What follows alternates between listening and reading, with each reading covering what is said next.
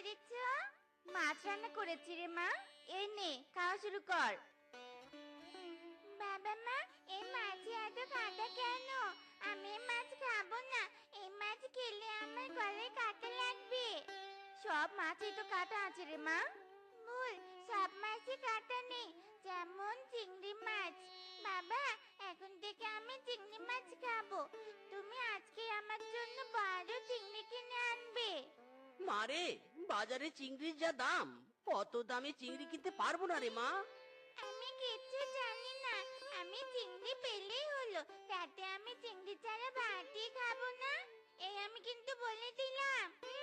টুম্পা মা, যাস না, খাবারটা খেয়ে যা টুম্পা মা।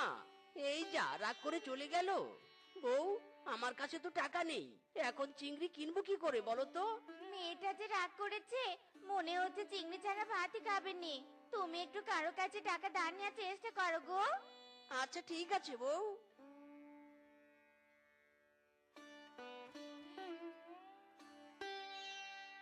বউ, আমি চললাম, দেখি কারো কাছে টাকা ধার পাই কিনা। কিরে ভাগ্নে, আজ কি মনে করে আমার বাড়িতে আসলি?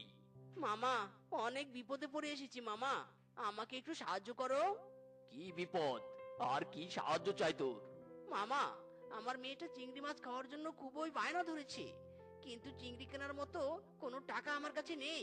দয়া করে কিছু টাকা ধার দাও তো। কি বলবো আর ভাগ্নে তোকে, তোর মামিও কয়েকদিন থেকে আমার কাছে চিংড়ি কিনতে চাচ্ছে, কিন্তু টাকার অভাবে আমি কিনতে পারছি না। তার মানে তোমার কাছেও টাকা নেই? না রে ভাগ্নে, তুই অন্য কোথাও দেখ গিয়ে। ঠিক আছে মামা।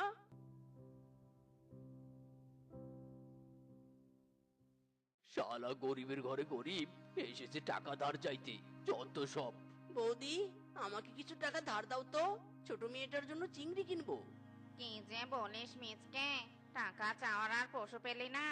মেকআপ কিনবো, সেই টাকাটাই আমার কাছে নেই। তাহলে তোকে টাকা ধার দিব কি করে আমাকে বল।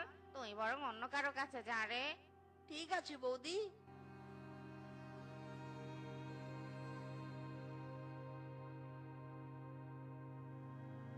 বন্ধু ফিসকে, তোর কাছে টাকা ধার দেওয়ার মতো কিছু টাকা হবে রে? কেন? টাকা দিয়ে তুই কি করবি? আর বলিস না রে, টুম্পার জন্য চিংড়ি মাছ কিনবো। চিংড়ির জন্য টুম্পা অনেক জেদ করছে।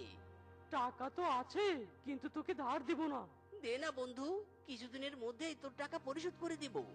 না না, তোকে আমার চেনা আছে। তুই যা গরিব, একবার টাকা নিলে আর ফেরত দিতে পারবি না। আমি তোকে টাকা দিব না, যা তুই চলে যা। ফিসকে রে,